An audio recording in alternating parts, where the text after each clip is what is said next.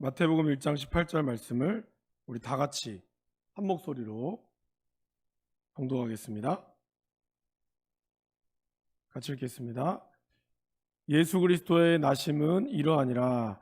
그의 어머니 마리아가 요셉과 약혼하고 동거하기 전에 성령으로 잉태된 것이 나타났더니. 아멘. 할렐루야. 네, 잘 지내셨습니까? 우리 옆에 계신 분 인사 나누실까요? 잘 오셨습니다. 네, 축복합니다. 환영합니다. 네, 잘 오셨습니다, 여러분. 계속해서 소요리 문답을 하고 있습니다. 근데 여러분, 소요리가 무슨 뜻일까요? 어떤 분이 저한테 질문을 하시더라고요.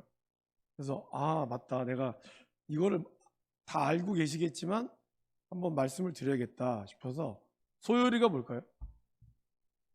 작을 소, 그 다음에 필요할 요, 이론 이자입니다.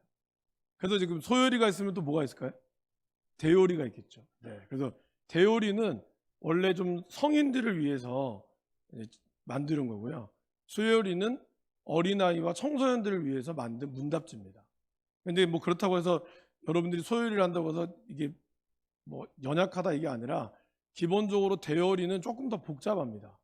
그래서 대요리보다는 소요리만 잘 알고 계셔도 충분하시기 때문에 그렇게 준비를 했고, 그래서 소요리는 이제 그런 뜻이 있다. 그리고 여러분, 우리가 좀 기억해야 될 게 하나 있죠. 저도 이제 이걸 준비하면서 이제 깜빡 잊을 뻔한 게 뭐냐면, 이 소요리 문답의 가장 중요한 이 교재는 뭐죠? 성경이죠.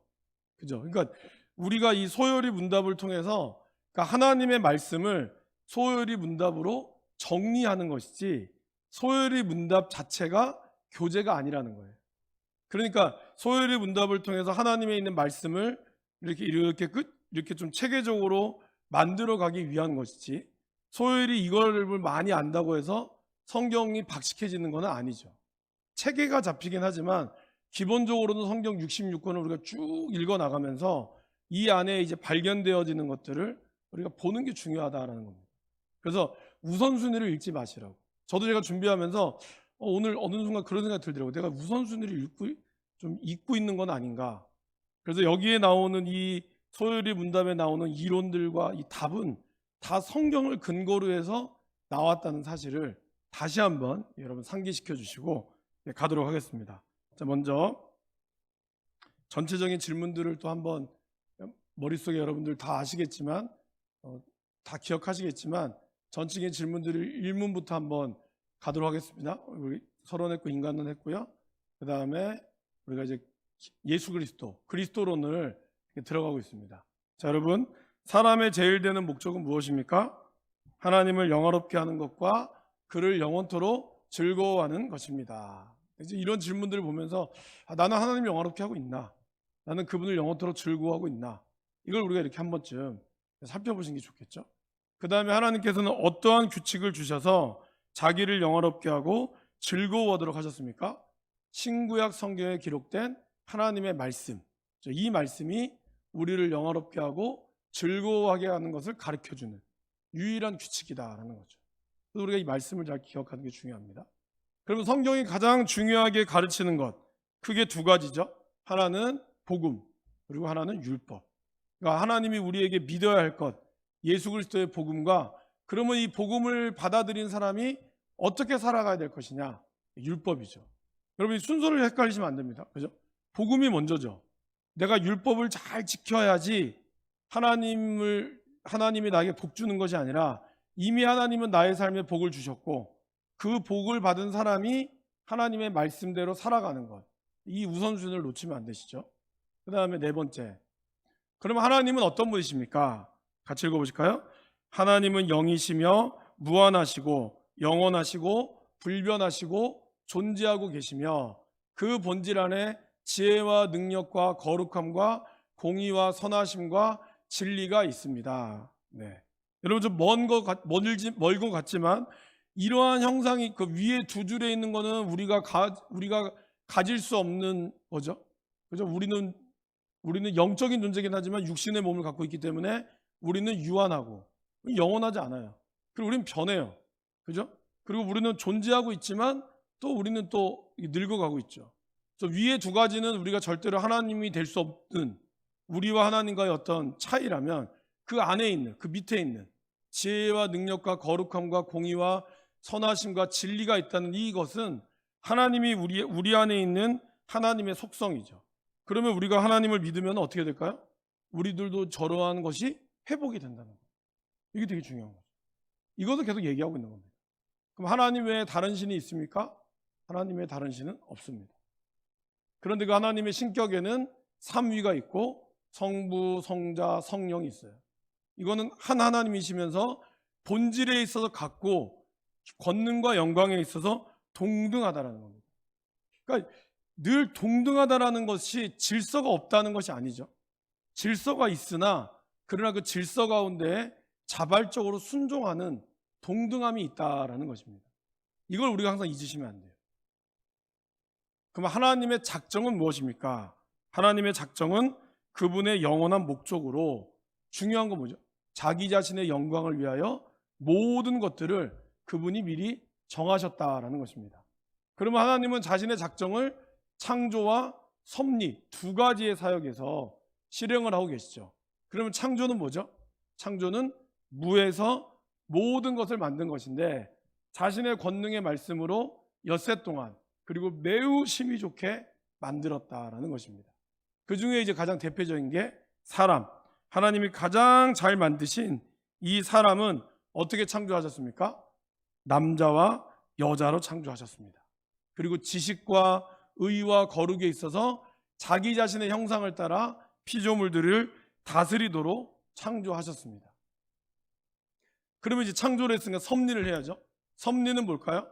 하나님의 가장 거룩하고 지혜롭고 권능 있게 자신의 모든 창조물과 그 행동을 보존하시고 통치하시는 것. 이것이 하나님의 섭리의 사역입니다. 자, 그러면 이제 창조와 이 섭리 이것을 통해서 특별히 하나님은 사람을 향해서 어떻게 했죠? 이건 같이 한번 읽어보겠습니다. 하나님은 창조하시고 그와 더불어 완전한 순종을 조건으로 하여 생명의 언약을 맺으시고 선과 악을 알게 하는 나무로부터 먹는 것을 사망의 벌로 금하셨습니다. 자, 그렇다면 이렇게 하나님이 만드신 이것을 인간은 그대로 유지했습니까? 아니죠. 자유의지를 가지고 주셨는데 그것에 대해서 하나님께 대항함으로 범죄함에서 창조된 상태에서 인간은 타락했죠. 그러고 나서 죄가 들어온 거죠. 그럼 죄는 뭐죠? 죄는 하나님의 법에 있어서 순종함이 부족하거나 하나님의 법을 어기는 것. 이것이 죄죠. 그러면 우리의 첫 부모 아담과 하와가 창조함을 받은 상태로부터 타락하게 된 그 죄는 뭘까요? 그 죄는 금지된 열매를 먹은 것입니다. 그러면 모든 인류는 아담의 첫 범죄에서부터 타락을 했습니까? 그 말은 뭐죠? 아담은 이제 죽었으니까 죽은 이후에 모든 인류는 아담과 상관없지 않느냐? 그러한 사람들의 질문에 대해서 이렇게 얘기하고 있죠. 아담과 맺어진 그 언약은 아담 자신만이 아니라 그의 후손들과도 맺어진 거죠. 그래서 우리 모두는 그 안에서 죄로부터 자유로울 수 없었다라는 것입니다. 그럼 그 타락은 인류를 어떤 상태에 이르게 했습니까? 우리를 죄와 비참함의 상태에 이르게 했습니다. 그러면 이 죄를 다룰 때 죄는 뭘까요, 여러분? 죄악됨은 어떻게 되었습니까? 아담의 첫 범죄의 죄에 대한 책임, 그것은 근본적인 의로움이 결핍이 됐고 우리의 모든 성품이 부패가 됐어요. 그것을 우리 뭐라 그러죠? 원죄라고 하고, 이 원죄로부터 나오는 모든 실제의 범죄들, 자범죄들이 있는 거죠. 그러니까 어떻게 보면 눈에 보이는 이러한 내가 물건을 훔쳤다거나 이러한 자범죄들 안에는 근본적으로 뭐가 있어요? 우리 안에 원죄가 있어요. 이것이 예수님을 믿음으로 해결이 되었으나 아직은 아닌 상태로 우리는 여전히 죄 가운데 싸워 나간다는 거죠. 그러나 그것이 하나님과 우리 사이의 관계를 깨트릴까요? 안 깨트릴까요? 안 깨트린다는 거예요. 왜? 원죄가 해결이 됐으니까. 그럼 이제 우리의 비참함은 뭐죠? 비참함은 하나님과의 교제를 잃어버린 거죠. 관계를 잃어버렸고 하나님의 진노와 저주 아래 있고, 그리고 이 땅에서는 모든 비참함과 죽음 자체를 겪고 죽고 나서는 영원한 지옥의 고통을 받게 되었습니다. 자, 무슨 그럼 하나님은 결국 이렇게 되면 다 멸망하도록 내버려 두셨을까요? 아니죠. 하나님의 어떻게 해요? 순전하고 선하신 뜻대로. 그러니까 우리가 불쌍하고 이러한 것이 아니라, 물론 우리가 불쌍해서 한 거겠지만 기본적으로 하나님의 그분의 온전하시고 선하신 뜻대로 우리를 비참함의 상태에서 건져내셨어요. 누가? 구속자에 의해서, 그리고 구원의 상태로 이끄시기 위하여 은혜의 언약을 맺으셨죠. 그럼 이 구속자가 누굴까요? 바로 예수 그리스도. 그죠? 그리고 이 구속자는 바로 주 예수 그리스도입니다. 근데 이분은 어떤 분이십니까? 두 개의 구별된 본성과 한 인격으로 하나님과 사람이었어요. 그러니까 하나님, 그 본성 가운데는 하나님, 완전한 하나님의 성품과 완전한 인간의 성품을 가지고 있으면서도 그분은 한 인격으로 존재하고 있다라는 것이죠. 그리고 그것은 영원히 계속하여 하나님이시며 사람이십니다. 이제 저와 여러분들이 오늘 나누게 될 것 22번째, 하나님의 아들이신 그리스도는 그러면 어떻게 사람이 되셨습니까? 같이 한번 읽어보겠습니다. 하나님의 아들이신 그리스도는 자기 자신에게 참 몸과 지각 있는 영혼을 취함으로써 성령의 능력으로 동정녀 마리아에게 잉태되어 탄생하셨으나 죄는 없으십니다. 그러니까 이제 하나님이셨으면서 인간이 되기 위해서 하나님은 진정한 몸이 있어야 되고, 그리고 지각 있는 영혼, 이것도 다루겠습니다. 그리고 어떻게 태어났느냐? 성령의 능력으로 태어났어요. 이 문장들을 같이 한번 이따가 보도록 하겠습니다. 그리고 이제 23문, 그러면 이제 그리스도께서는 어떠한 직무를 실행하셨습니까? 그러니까 우리의 죄를 구원하기 위하여 그분이 하셨던 것 세 가지의 직무가 있어요. 그게 뭐죠? 선지자, 제사장, 왕의 직무를 행하셨죠. 그리고 그분의 상태는 낮아진 상태와 높아지신 상태를 실행함으로써 그리스도는 우리의 구속자가 되셨다라는 겁니다. 이걸 이제 조금 한눈에 정리해 보면 21문은 그리스도의 두 본성과 한 인격, 그죠? 완전한 하나님이시고 완전한 인간이지만 한 분이셨던 이 두 본성과 한 인격이 있고요. 그리고 이제 22문에서는 바로 그리스도의 성육신, 오늘 저와 여러분들이 하게 되는, 그 다음에 또 하게 되는 세 번째 23문에서는 뭐예요? 그분의 사역이 뭐라고요? 그분은 어떤 사역이 있죠? 선지자, 제사장, 왕. 그리고 그분의 상태는 뭐예요? 낮아짐과 높아짐. 이러한 상태로 예수 그리스도가 있었다라는 겁니다. 자, 그러면 이제 그리스도의 성육신을 한번 보겠습니다. 예수님은 참 몸이셨다 그랬어요. 이거에 대한 성경적 근거는 빌립보서 2장 6절에서 7절입니다. 같이 한번 읽어보실까요? 그는 근본 하나님의 본체시나 하나님과 동등됨을 취할 것으로 여기지 아니하시고 오히려 자기를 비워 종의 형체를 가지사 사람들과 같이 되셨고. 여러분, 사람들과 같이 되어야 되는 이유가 뭐라 그랬죠? 사람들과 같이 되어야 우리를 이해할 수 있고, 그리고 우리의 죄를 구원할 수 있다는 거예요. 마침 또 우리가 지금 히브리서로 새벽 기도를 하고 있습니다. 히브리서 오늘 말씀에도 그랬죠. 예수님은 우리와 똑같이 시험을 받으시는 분이로되 죄는 없으셨다. 그러니까 우리와 똑같은 시험을 받기 때문에 우리를 너무나 잘 알고 있었다는 거죠. 근데 보세요. 지금 인간으로서 자꾸 하나님이 되려고 하는 존재들이 있어요. 대표적인 이단들이 뭐 신천지뿐만 아니라 많은 이단들이 어떻게 되죠? 인간으로 시작했다가 그들이 자꾸 신이 되려고 해요. 그러니까 어떻게 나와요? 뭐 알에서 태어났니? 이런 게 나오는 거예요. 여러분, 그 서울에 가면은 도봉역에 방학역에 녹산교회라고 있습니다. 혹시 아세요? 처음 들어보셨어요? 녹산교회의 교회의 모습을 한번 검색해 보시면 이렇게 알 모양이 있어요. 교회가. 그 목사가 자기가 알에서 태어났다고 얘기를 하는 사람. 아주 큰 교회예요. 저희 그 집사람의 그 친척이 거기 사시거든요. 그래서 서울 가면 가끔 가는데 녹산교회가 그렇게 지어졌어요. 알 모양으로. 근데 자기가 이게 신이라고 하는 거죠. 그런 이단들이 지금도 존재하고 있고, 또 여러분들이 많은 수많은 통일교뿐만 아니라 그런 이단들도 다 스스로 신이 되기 위해서 뭔가 신령하고 대단한 걸 얘기하는데, 반대로 예수님은 인간의 모습으로, 철저한 인간의 모습으로 내려오셨어요. 왜 그럴까요? 그분은 굳이 자신을 신으로 신격화할 필요가 없어요. 왜 그럴까요? 신이기 때문에. 이게 다른 거죠. 그분은 오히려 인간의 모습으로 오셔서 그분을 믿는 모든, 예수님을 믿는 사람들이 예수님을 하나님이라고 고백하는 그러한 영광이 있었다는 거죠. 자, 또 그 다음 말씀을 보겠습니다. 히브리서 2장 14절 말씀에 보면,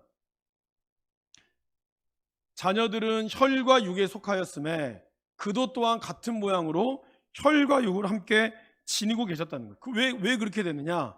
죽음을 통하여 죽음의 세력을 잡은 자 마귀를 멸하기 위해서. 그러니까 예수님이 혈과 육으로 들어간 이유 중에 하나는, 같은 모양으로 혈과 육을 함께한 이유는 죽어야지만이 이 죽음의 세력인 마귀를 멸할 수 있다라는 겁니다. 그래서 로마서 6장 9절 말씀에 보면, 이는 그리스도께서 죽은 자 가운데서 살아나셨음에 다시 죽지 아니하시고 사망이 그를 주장하지 못하게 했다는 거예요. 그러니까 사람이 죽으면 거기서 어떻게 되는 거죠? 다 끝나요. 우리도 이게 로마서 7장에 보면은 율법과 어떤 죄와의 관계를 그렇게 얘기하죠. 한 여자가 남편이 죽으면 이 여인은 남편으로부터 해방이 된다는 거예요. 그죠? 그러면은 다른 사람이랑 결혼을 해도 아무도 뭐라 할 사람이 없어요. 그러니까 적어도 법적으로 이 여인이, 남편이 죽었으면 다른 사람의 아내가 된다고 해서 이 사람이 범죄함을 저지르는 겁니까? 아니에요.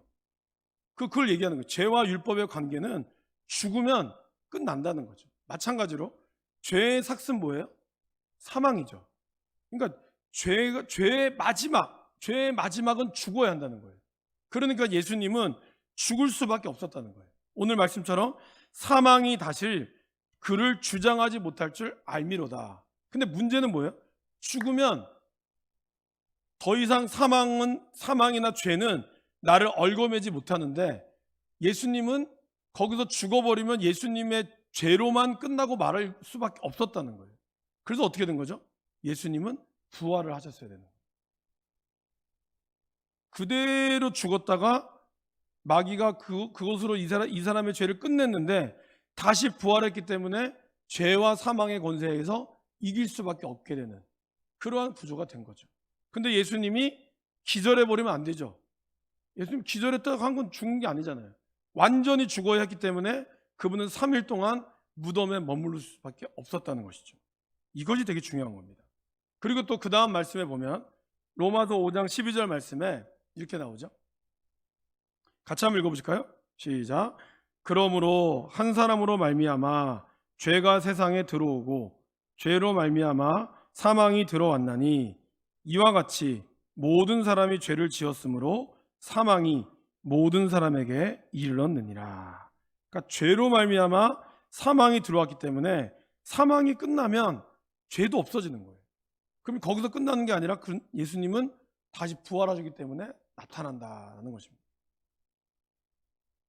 여러분, 에어컨은 키면 안 됩니까? 더워하시는 것 같아서. 에어컨을 키고 제가 소리를 크게 내면 안 될까요? 목소리를 크게 내면 불편하실까요? 네, 에어컨을 키시는 게 좋을 것 같아요. 오늘 엄청 습하거든요. 그리고 문을 뒷문을 혹시 닫으셔도 되면, 2층도 에어컨 키시고 더우시면, 네, 이런 건 아끼지 마세요. 지금 상태가 딱 덥고 습하고 딱 자목이 좋은 상태입니다. 네, 시원한 바람 쐬시면서 같이 또 보겠습니다. 그 다음에 히브리서 10장 5절 말씀에서, 제 소리 잘 들리시죠? 제 소리 크게 내겠습니다. 제가 예전에 이래봬도 웅변한 사람인데, 웅변. 네, 웅변에서 맨날 틀려가지고 상은 못 받았지만, 다음 화면 넘겨주세요.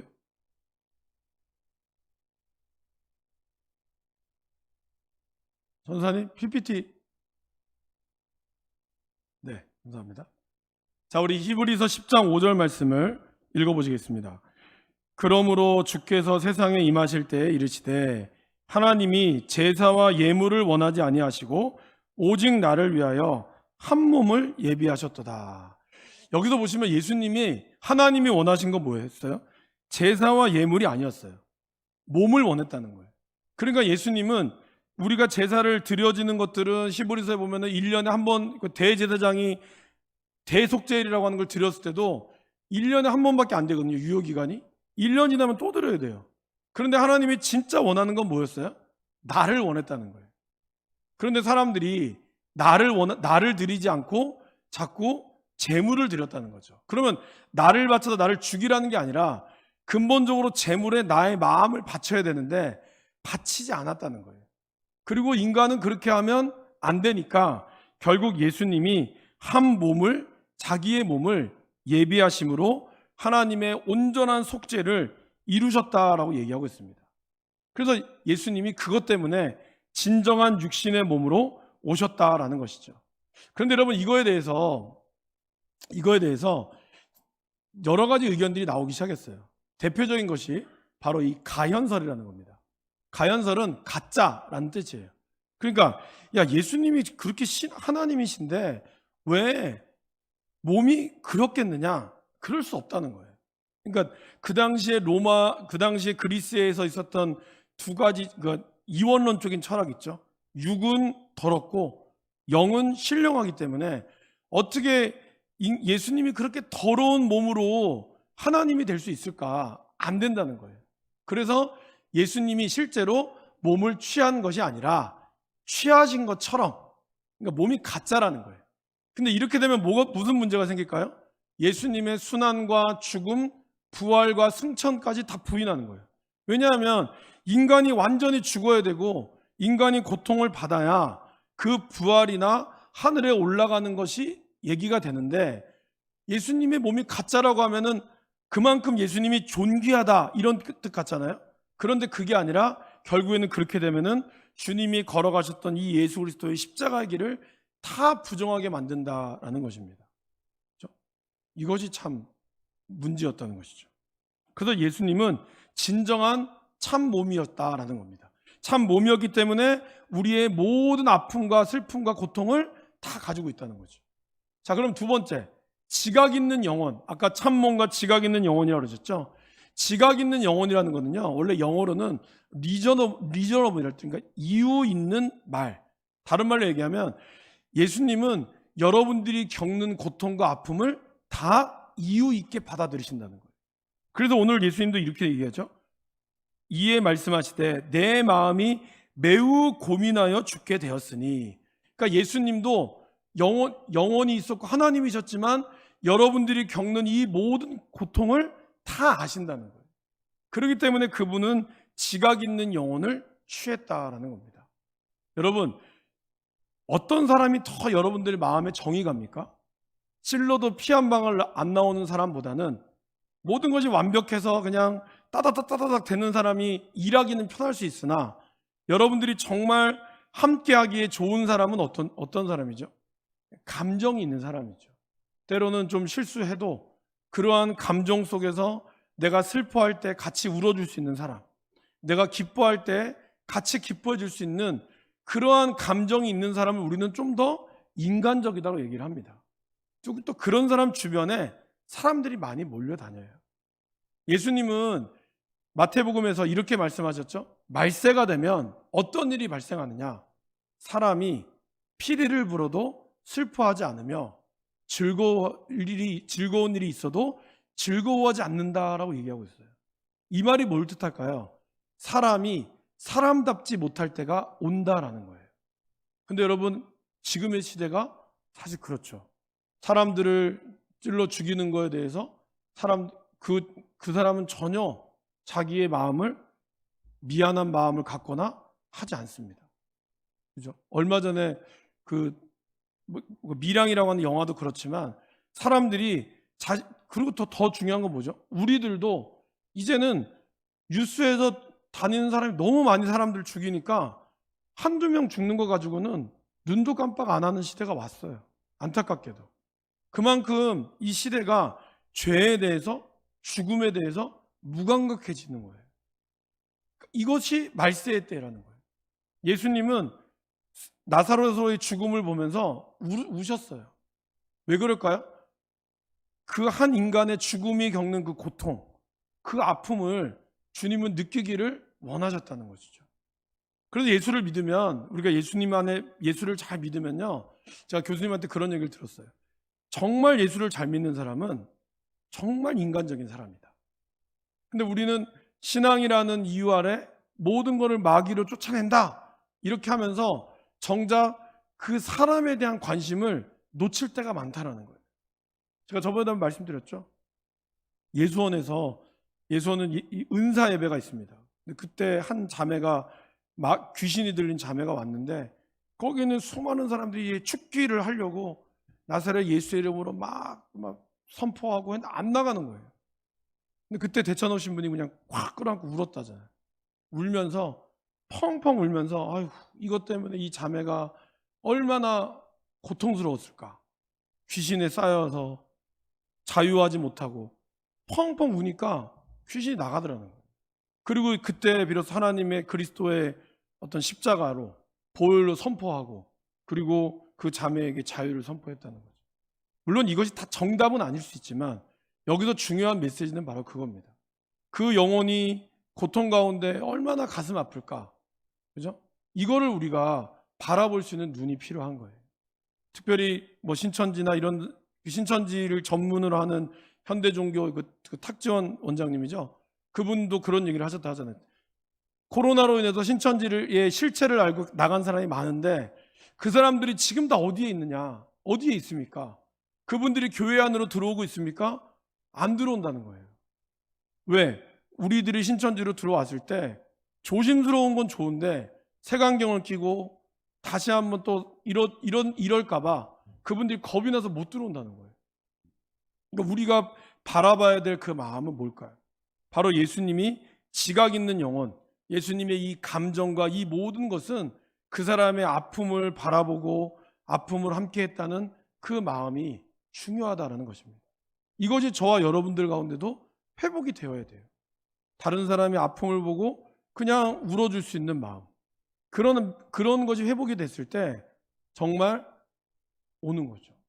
여러분 어떻습니까? 내가 너무 슬프고 외로울 때 나를 위해서 기도해 주는 사람도 기도해 주는 사람, 그리고 그 옆에서 가만히 앉아서 그냥 울 때까지 기다려주고, 그리고 같이 눈물 닦아주고, 그냥 이유도 모르는, 그럴 때 사람들은 힐링이 되거든요. 그러한 마음이 우리 가운데 필요하다는 것입니다. 예수님이 그렇게 되셨다는 것이죠. 자, 이제 두 번째로 넘어가겠습니다. 참봄과 지각 있는 영혼. 두 번째는 뭐죠? 성령으로 잉태되었다라고 얘기하고 있죠. 예수 그리스도의 나심은 이러하니라. 그의 어머니 마리아가 요셉과 약혼하고 동거하기 전에 성령으로 잉태된 것이 나타났더니. 여러분 16문 기억나십니까?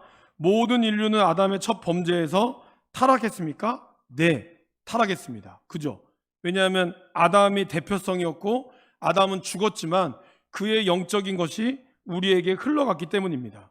그렇다면 예수님이 만약에 요셉과 마리아가 잠자리를 해서 결혼을 해서 아이를 낳았다면, 그래도 그렇게 해서 예수님이 태어났다면 예수님은 죄로부터 자유로울 수가 없었어요.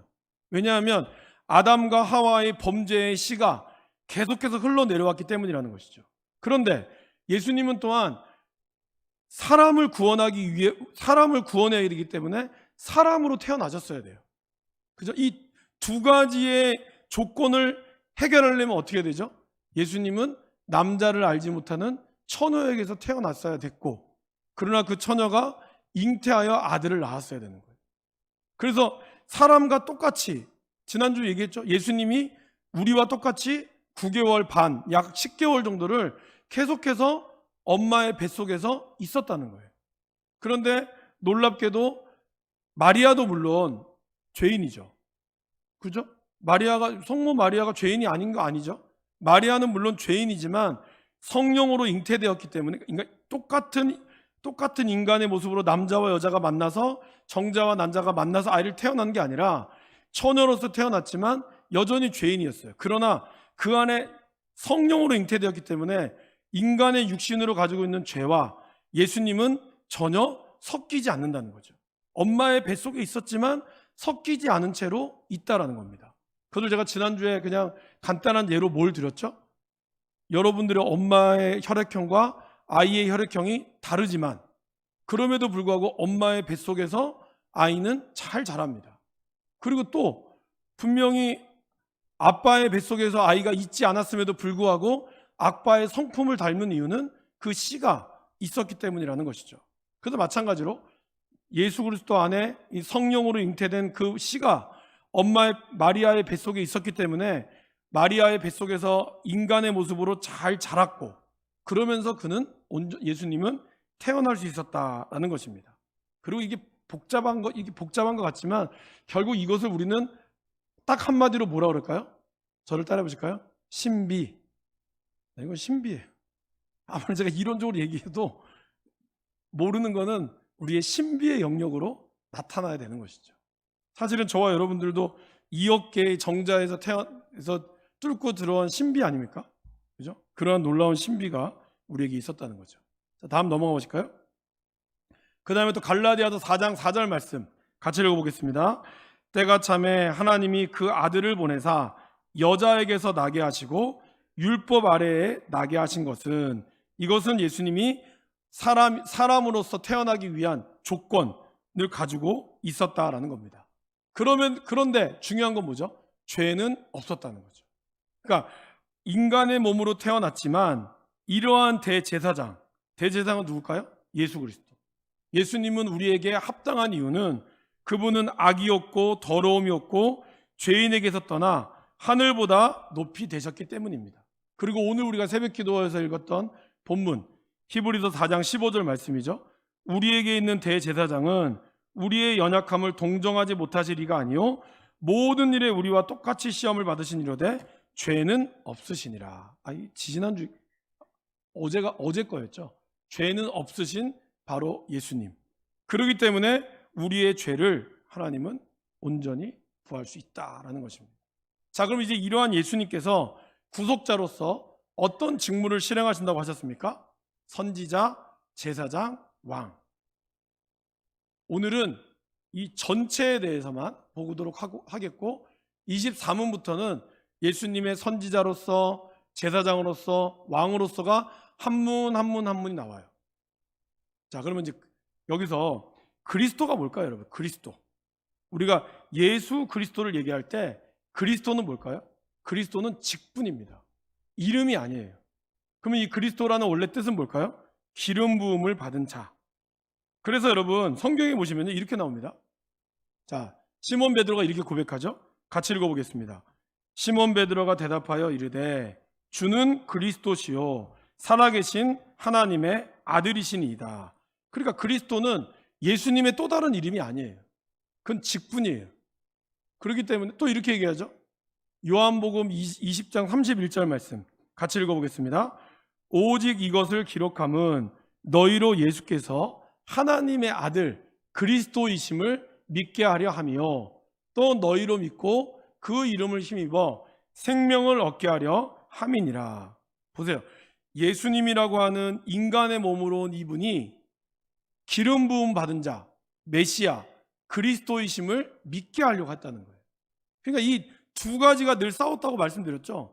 예수님이 정말 하나님이냐 아니면 성인이냐, 성인 군자로서 끝나는 거냐, 이걸 가지고 초대교회는 계속 싸운 거예요. 그래서 예수님은 하나님이 아니다, 그냥 인간일 뿐이다. 아니다. 예수님은 하나님이다. 예수님은 인간이다. 그렇기 때문에 하나님은 아니다. 이 두 가지로 계속해서 싸웠잖아요.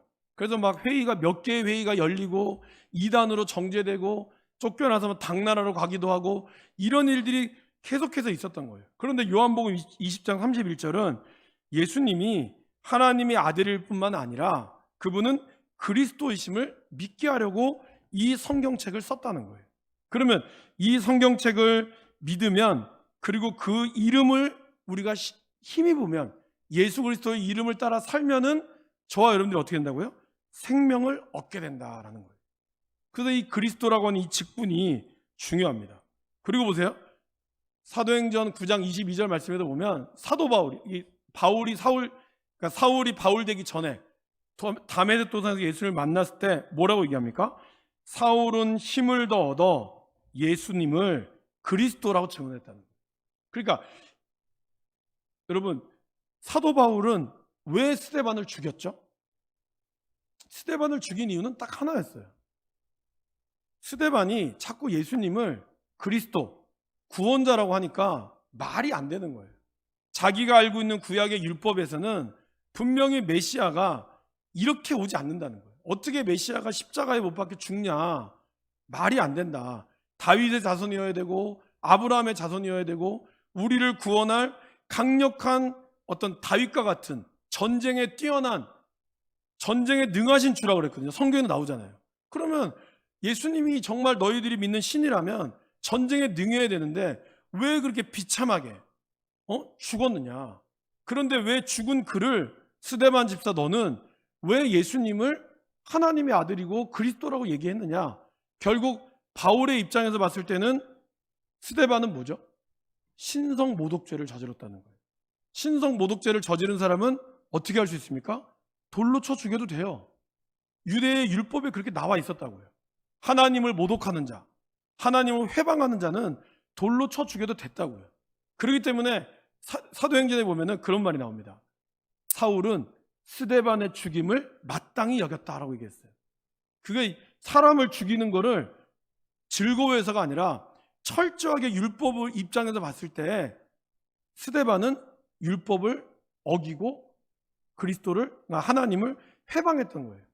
그랬던 그가 다메섹 도상에서 딱 만나는 순간 당신 누구십니까? 예수님이 뭐라 그러죠? 네가 핍박하는 예수다.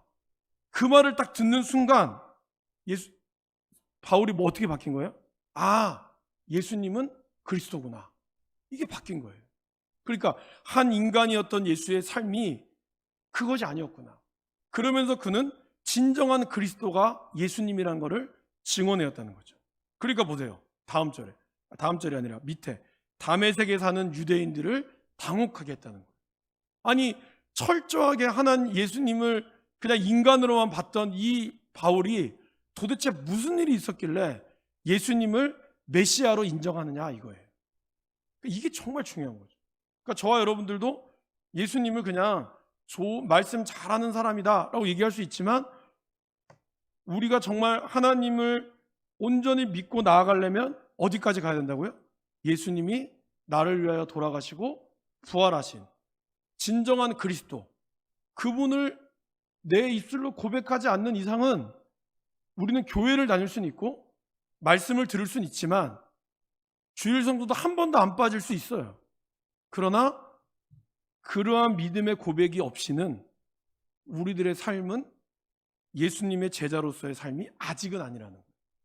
그런데 안타깝게도 수많은 한국교회 약 100명을 기준으로 하면 10% 이상 교회를 출석한다고 하는 상당수, 거의 20, 30% 이상은 예수님을 나의 구주 나의 하나님 부활의 증인으로 믿지 못하고 있는 것이 지금 한국교회가 가지고 있는, 아니 세계의 교회가 가지고 있는 현실이라는 거죠.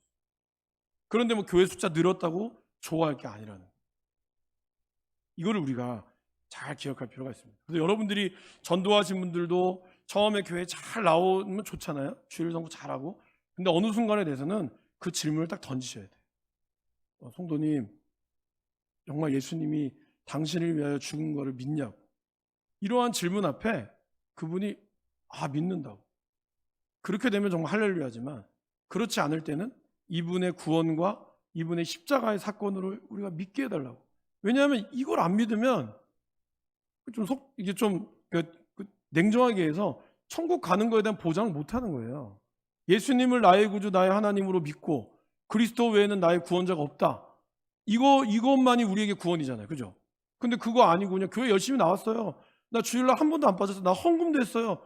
아무 의미가 없어요. 죄송하지만. 그렇기 때문에 이것이 정말 중요하다는 거예요. 예수님이 그리스도라고 하는 사건. 자, 그래도 요한일서 2장 22절도 이렇게 얘기하고 있는 겁니다. 자, 같이 읽어보실까요? 거짓말하는 자가 누구냐? 예수께서 그리스도이심을 부인하는 자가 아니냐. 아버지와 아들을 부인하는 그가 적그리스도라는 거예요. 그죠? 누가 거짓말하는 거예요? 예수님이 그리스도이심을 부인하는 사람. 그 사람이 적그리스도라는 거예요. 교회 좋죠, 다 좋죠. 그게 아니라 가장 근본적인 핵심, 이 예수님이 어떤 분이냐, 이것을 잘 알아야 한다는 것입니다.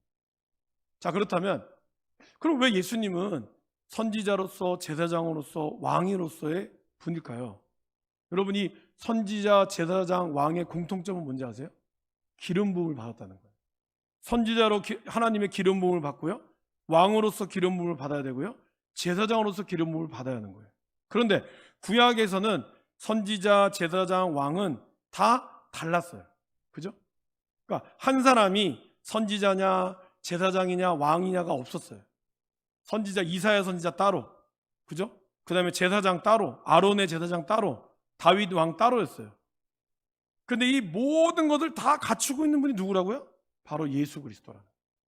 그래서 예수님의 선지자적 사건, 제사장적 사건, 왕이신 사건이 중요하다는 겁니다. 그러면 이 선지자가 어떤 역할을 하느냐? 이거는 이제 그 다음 주부터 하나씩 보게 될 것이고, 그 다음 문구 있죠? 예수 그리스도의, 그러니까 선지자, 제사장, 왕으로서, 화면 보여줄까요? 낮아지심과 높아지심이라고 하는 이 두 가지 상태, 여러분들 가지고는 그 23문에 나오죠? 그럼 이게 뭐냐? 이것의 가장 대표적인 말씀이 바로 빌립보서 2장 7절에서 11절 말씀이죠. 먼저 여러분 이 말씀만 읽어보실까요? 같이 읽겠습니다.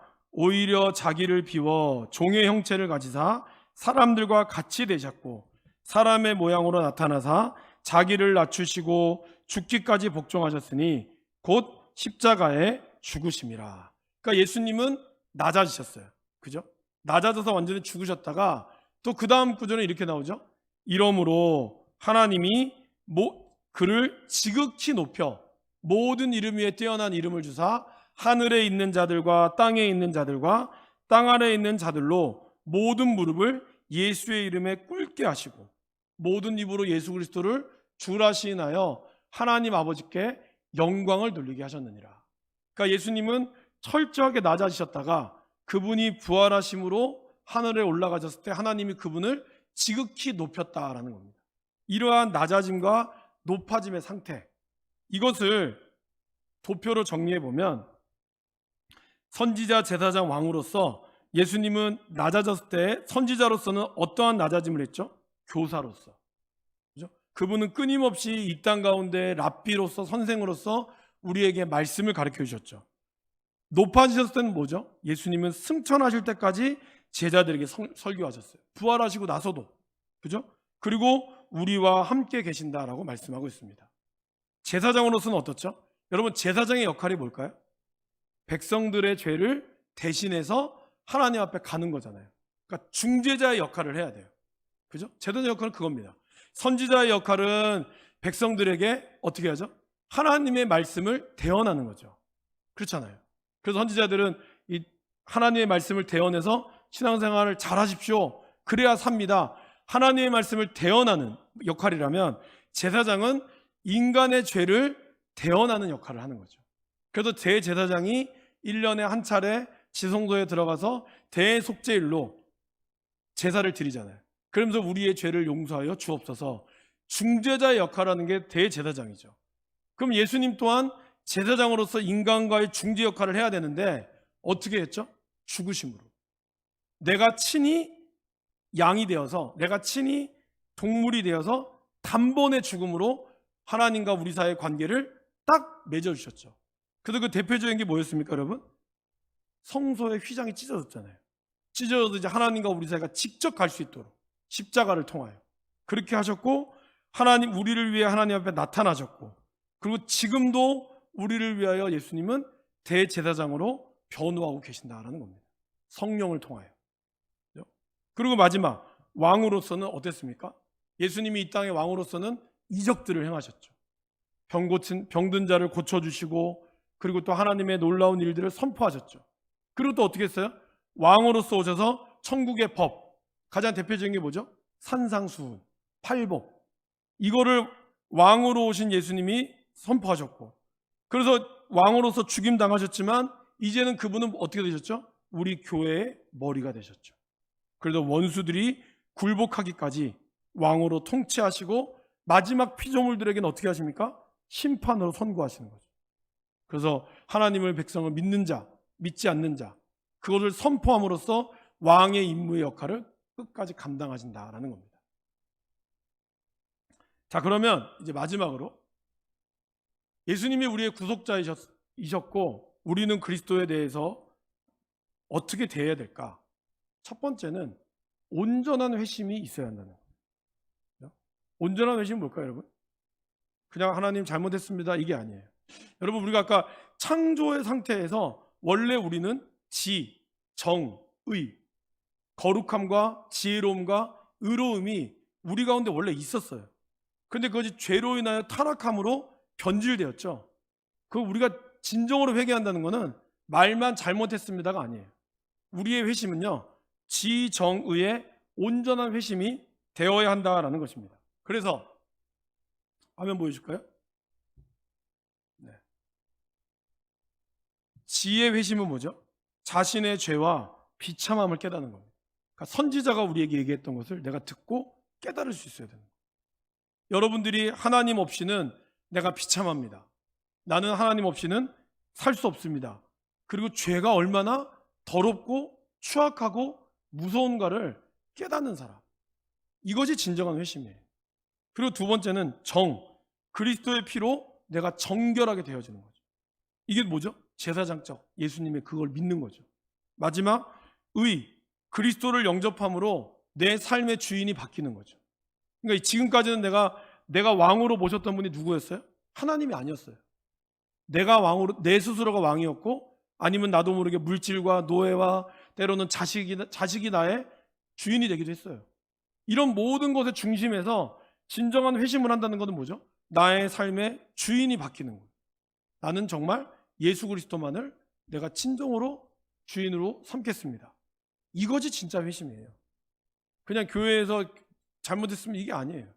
저와 여러분들의 지적인 것, 그 다음에 나의 정적인 것, 그리고 나의 의가 완전히 뒤바뀌어지는 것. 그래서 이제는 나는 주님만을 위하여 살겠습니다. 이러한 회심이 있어야 하는 거죠. 이걸 우리가 그리스도를 온전히 믿을 때 하나님이 우리 가운데 역사한다라는 것입니다. 두 번째는 이러한 사람이 모여지는 교회. 그죠? 우리는 진정한 교회의 모습을 사모해야 한다는 것입니다. 그럼 여러분, 진정한 교회의 모습은 뭘까요? 사실 교회가 가지고 있는 이 5가지. 이게 사실은 지금 하고 있는 목조에 이끄는 삶을 하시는 분도 여기 계실 텐데, 목조에 이끄는 삶이 이 5가지의 교회의 영역, 이걸 교회의 지표라고 하거든요. 교회가 추구하는 5가지 지표를 가지고 나아갑니다. 자, 그렇다면 여러분, 이걸 한 가지 보면 예배는 뭘까요? 예배는 하나님의 기쁨이 되기 위해서 저와 여러분들이 하나님께 마땅히 드려야 될 모습이라는 거죠. 그래서 우리는 예배자의 삶을 살아가는 것. 그러니까 주일날 드려지는 예배뿐만이 아니라 저와 여러분들이 삶이 하나님 앞에 예배가 되는 것. 하나님 이걸 원하시는 거죠.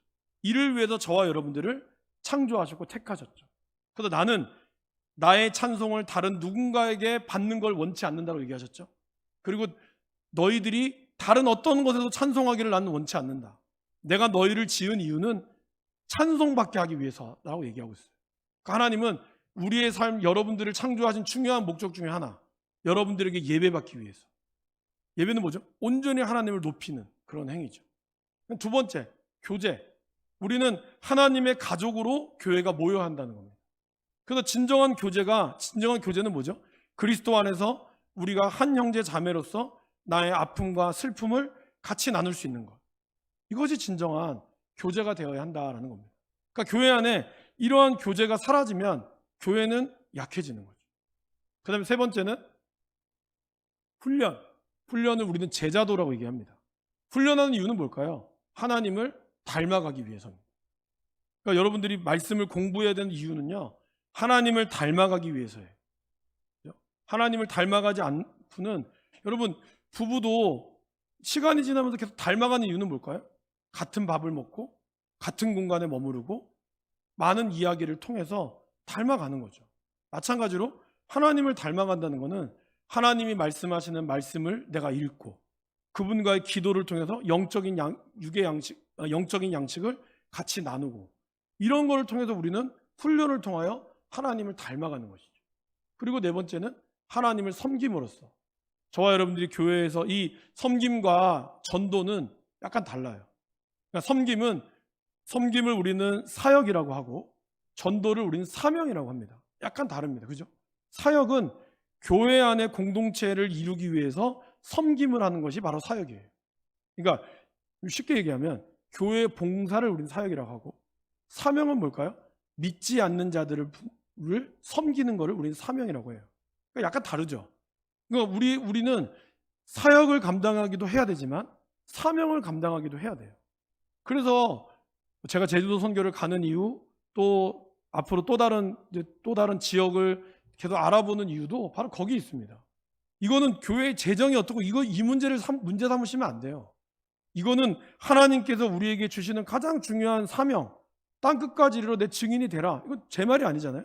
그리스도께서 우리에게 본질적으로 얘기하는 이 사명. 근데 이 사명을 감당하려면 앞에 예배와 교제와 훈련이 갖춰져야 이 사명을 감당할 수가 있어요.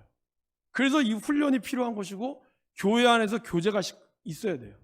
여러분, 가정이 속 시끄러운데 외부에 나가서 무슨 일을 할 수 있겠습니까? 집안에서 아내와 남편이 맨날 싸우는데 아이들이 그 가운데서 제대로 나가서 공부할 수 있겠어요? 못 하잖아요. 아내하고 남편이 싸우는데 남편이나 아내가 밖에 나가서 일을 온전히 할 수 있겠어요? 쉽지 않죠. 마찬가지입니다. 교회가 외부의 선교를 감당하려고 하는데 교회 안에 시끄럽다, 이러면 못하죠. 그렇기 때문에 이 5가지가 골고루 맺어져야 진정한 교회가 될 수 있다는 겁니다. 그렇기 때문에 저와 여러분들이 예배의 자리에 또 친교의 자리에 잘 서 있어야 돼요. 그 친교가 친밀해야 되고, 그러한 친밀한 가운데 말씀의 훈련으로 우리가 다져졌을 때 교회 안의 봉사도 감당할 수 있는 거예요.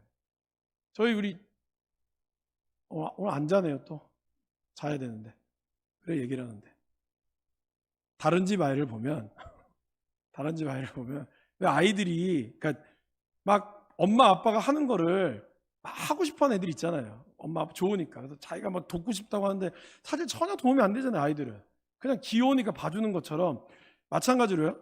교회 사역도 교회 일도 그냥 처음에 은혜 받았다고 다 시키면 좋을 것 같죠. 문제가 생기게 된다는 거예요. 아마 경험해 보셨을 거예요.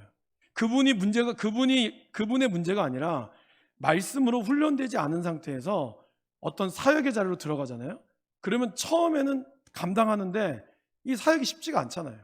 꾸준하게 가는, 모든 교회의 사역은 꾸준하게 가야 되는데 그런 훈련이나 예배의 훈련이 안 돼 있고 교제의 훈련이 안 돼 있는데 그냥 나 이거 좀 잘한다고, 나 이거 해보고 싶다고 그렇게 하게 되면 나중에 반드시 탈이 나게 돼 있어요.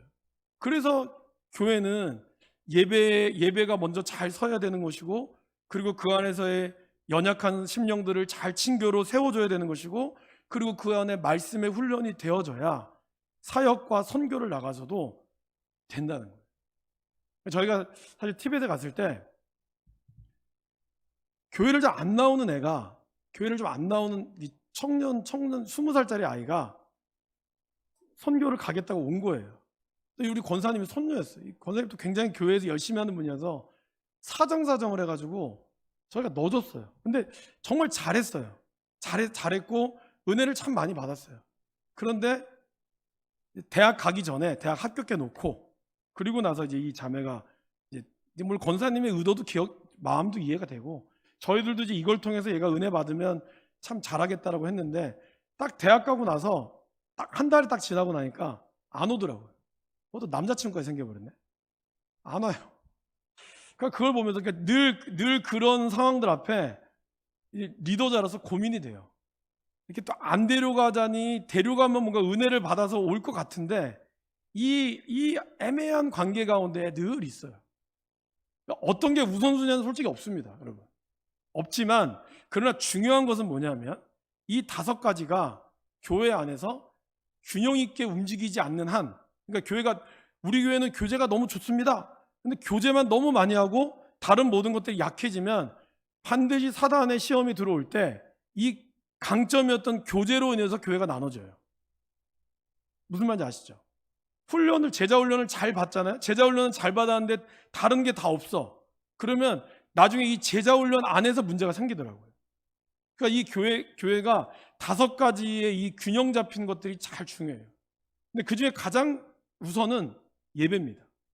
예배의 자리에 먼저 잘 서 있어야 돼요. 그러니까 아무리 많은 봉사하고 많은 걸 한다고 해도 정작 여러분들이 들어야 될 예배의 자리를 놓쳐버리면 나머지 모든 것들은 많이 하고 한다고 해서 큰 의미가 없어요. 그래서 이 5가지가 잘 균형 있게 잡혀가는 거죠. 결국 그리스도께서 우리의 구속자가 되어서 왕으로, 아니, 이건 순서대로 지켜야 되거든요. 선지자로, 제사장으로, 왕으로 왔다고 하는 것은 그리스도의 교회의 머리 되신 그분을 머리 삼고 우리가 이 교회가 가지고 있는 예배와 선교와 교제와 훈련과 섬김, 이것들을 균형 있게 갖추고 갈 때 나아가야 한다라는 것입니다. 하반기에 교회에서 이제 성경 공부하고 이러면 빼지 마시고 웬만하면 다 하시고, 또 교제나 이런 부분들도 여러분들이 또 같이 함께 해서 서로 간에 이런 성숙함들을 이렇게 세워져 나가는 것. 그래서 우리가 또 내년이나 또 선교를 나가거나 교회 사역을 감당할 때 성숙된 모습으로 나아가면 그것을 우리의 다음 세대들이 또 같이 보면서 자라게 된다라는 것입니다. 그런 은혜가 우리 교회 가운데 또 있기를 간절히 바라겠습니다.